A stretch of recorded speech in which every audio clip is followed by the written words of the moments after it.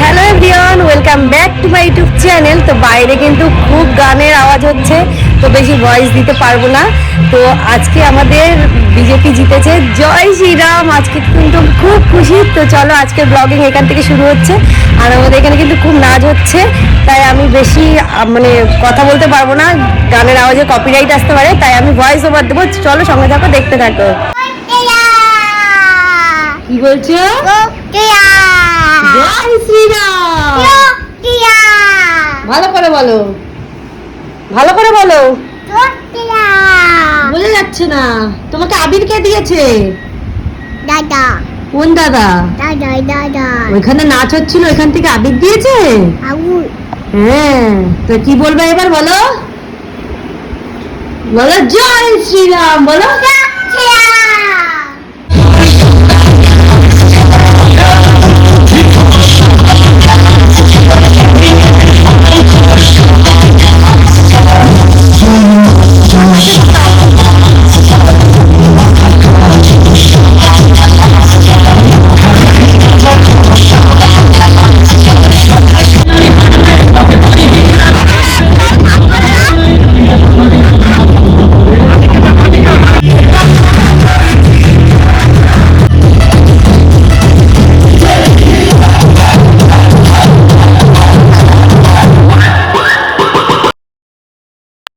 Guys, তোমাদের কি বলবো, এত যে আনন্দ লাগছে, মানে সেই আনন্দের কোনো শেষ নেই।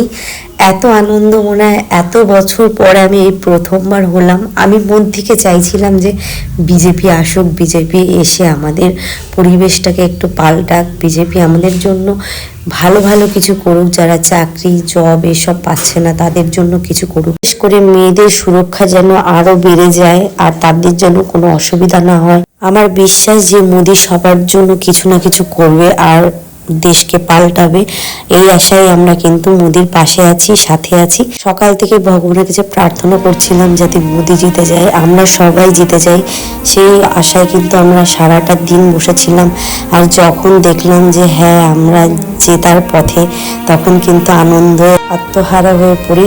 কারা কারা মোদির পাশে আছে কমেন্টে জানিয়ে।